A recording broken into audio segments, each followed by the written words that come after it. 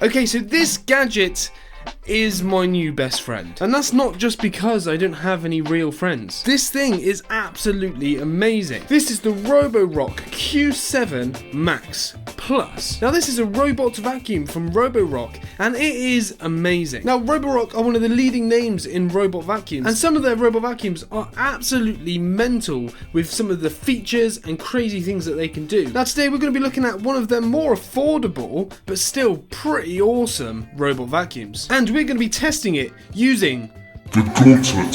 So thank you to Roborock for sending me this vacuum. I have not been paid for anything and I don't have to say anything. All I'm going to do is test it and show you the results. Now the Gauntlet is a series of tests designed to push this robot vacuum to the max. It's a bunch of scenarios that ultimately this vacuum should never actually have to do.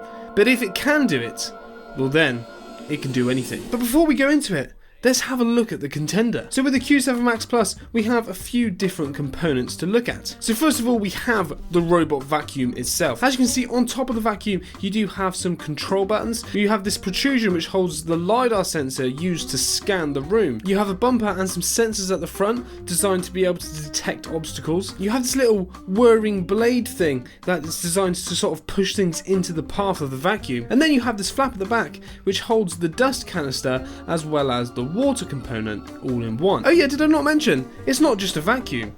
It mops as well. Now, taking a look at the bottom of the vacuum, you can see the wheels and the sort of rugged suspension that this thing has. There's a couple more sensors as well as a component to attach the mop. Also in the middle we do have the roller, which is removable, so if there are any blockages, you can open that up and clear it out. Now moving away from the vacuum, we do have the base station. Now the base station serves two functions. Firstly, it is a charging dock, so every single time the Hoover starts and finishes, it will be at that base station. It charges up, it's done its clean, and once it's finished its clean, it comes back to the base station. Now when it turns up at the base station, you can have it turned on so that it will automatically empty out the dust canister, and that is our second function. Once it's back at the charging plate, this big unit here will suck through all of the stuff inside the robot vacuum out of it into a dust bag in the base station, and it does it all automatically without any input from yourself. And after about a month or two, you can then replace that dust bag with a new one depending on how horrendously messy your house has been. So I've had this just over a week now and I've been using it as any normal person would. I've not been doing anything ridiculous with it. It's been set up, the base station has been put in our living room slightly out of the way so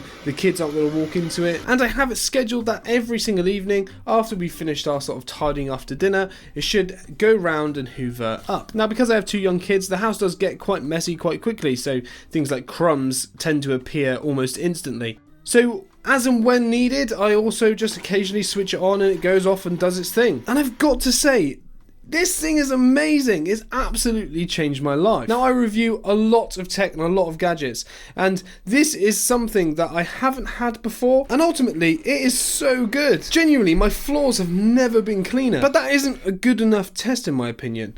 Yeah, sure, someone who's not had a robot vacuum and suddenly now has a robot vacuum, obviously is going to make a massive difference, but I want to know, how good is it? What can it handle? On a day-to-day basis, it's been picking up dust and crumbs and the odd little bits, and the sort of day-to-day dirt from walking across the hard floors gets taken care of by the mop. But can it do better than that? What else can it do? And ultimately, with this robot vacuum, there's not a lot you need to do. It charges itself, it empties itself. You have to clean out the mop and refill the water. But ultimately, from the test of the Gauntlet, we'll have to find out how much more you'll have to do. So without further ado, let's begin the test. So ladies and gentlemen, welcome to test 1. Today we're going to be cleaning a carpeted floor compromised with Cheerios and white powder. So we are underway and the Roborock is getting to work mapping out the area. It does a quick loop around and it just starts cracking on, trying to pick up as much stuff as humanly possible. Now being that this is more than you'd expect the vacuum to clear up on a normal regular basis, we will allow it to make a couple of passes, obviously more than 2 or 3, and it's going to be a failure. Now, quite impressively, the Roborock is making light work of these Cheerios. A few are getting left behind, however I can't imagine a couple of passes is going to hold this one back. Now it seems to be getting up all of the powder as it approaches this corner. Ooh, it has just flicked some Cheerios off the path. Now, whether it's going to go back and collect those, I do not know. Now, it does seem rather impressively it has got pretty much everything other than those Cheerios is knocked out of the way. So the round one, I will give it a pass. Now, we did miss a couple of things. Now, a few Cheerios were left behind. I will be completely honest, this thing shouldn't be hoovering up Cheerios, so the fact that only 3 were left blows my mind. It did fantastically well. Upon closer inspection, the carpet did have a little bit of powder residue, but compared to what was there before, it made a massive difference. And if we gave it the opportunity to have another few goes around, then maybe we would have had a different result. But there's not time for that.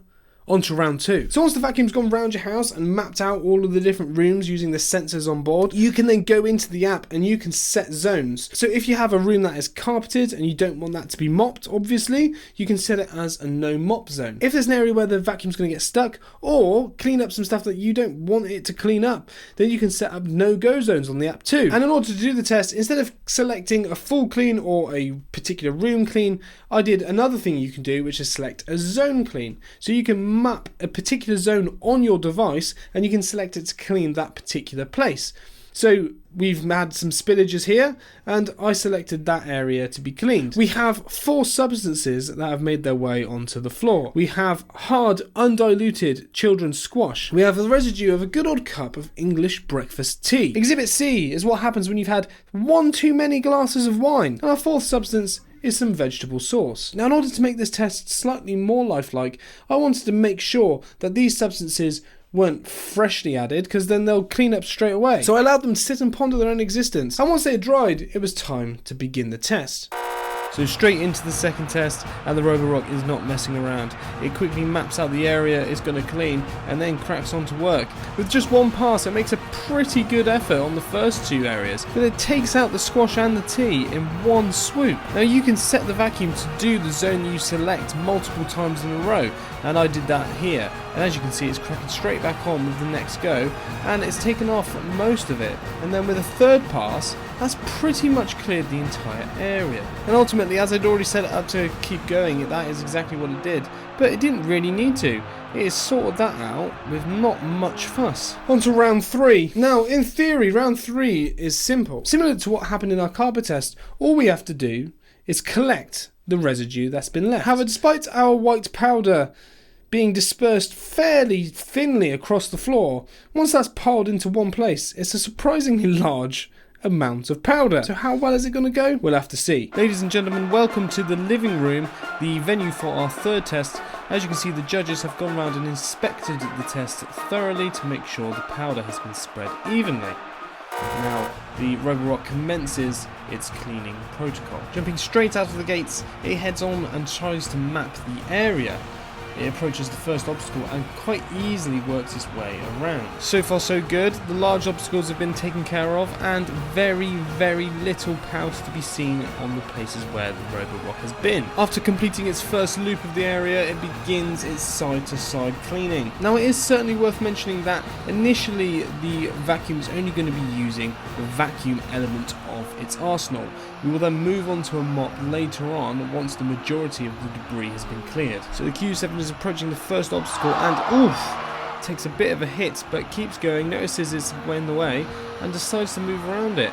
In fact, it's pushing it out of the way to try and clear underneath it. Nothing is standing in the way between the Q7 and a clean floor. Now it does look like we're starting to see the signs of some tiredness here from the Q7 as it whips around the corner and decides to pick up a few more of the hard Cheerios.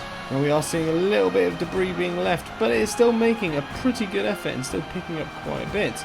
Maybe its tank is full. We are right in the thick of it now. The Roborock Q7 Max Plus is not leaving any tracks. It does not want to be seen that it's been here. Another obstacle which is easily moved out the way by the vacuum. Now that it's got it out of the way, it is back to work, getting and cleaning up as much as it possibly can.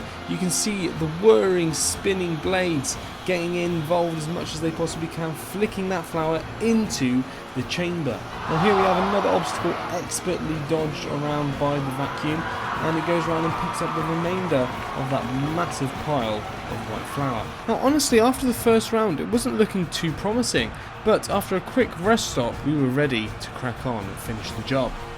Now with an empty dustbin, we were steaming ahead. Nothing was stopping us. And one last final spin with the mop was enough to clear out any remaining debris. And at the end, the floor was considerably cleaner than how it was when we started.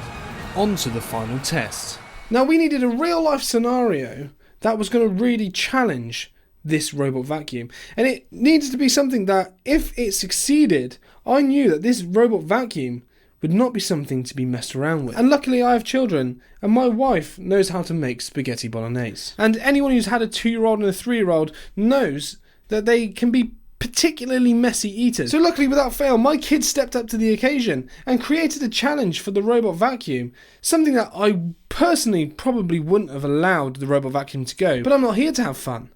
I'm here to test gadgets, and the test was ready. And ladies and gentlemen, our final test in the kitchen, the aftermath of a meal with my 2 children.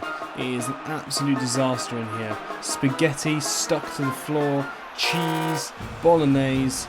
Here we go. The Roborock here to do the job.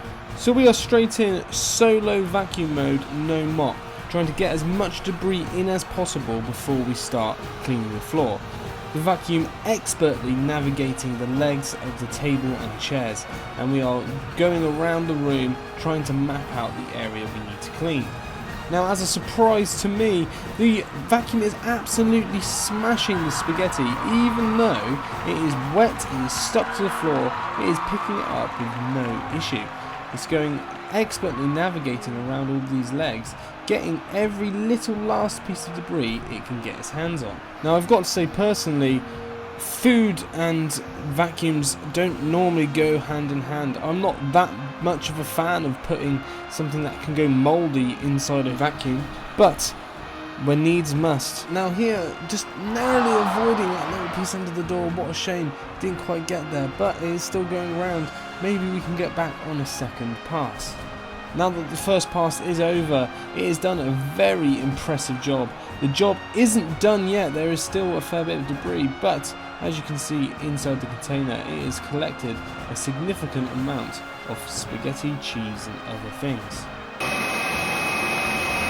So there is no time to waste, straight on with the mopping. Now I could go in and mop at the same time as vacuuming from the start, but I wanted to clear most of the debris. But here on the second pass, the vacuum is vacuuming any leftover debris and mopping at the same time. Now amazingly, the only residue left after this clean cycle was a small stain on the tiles here, and what was this crime scene at the brush has now been reduced to just this. So ultimately, I think the results speak for themselves. This Roborock vacuum is absolutely amazing. A normal day-to-day use, this thing is fantastic. It's made my life so much easier, it's made my wife's life so much easier, and I'm so looking forward to the bright future that we have ahead of us. And ultimately, I've tested this to the max, and I know on a rainy day, I can rely on this robot vacuum. Guys, if you want to check this out for yourself, the link is down below in the description. Thank you very much for watching, and I'll see you in the next one.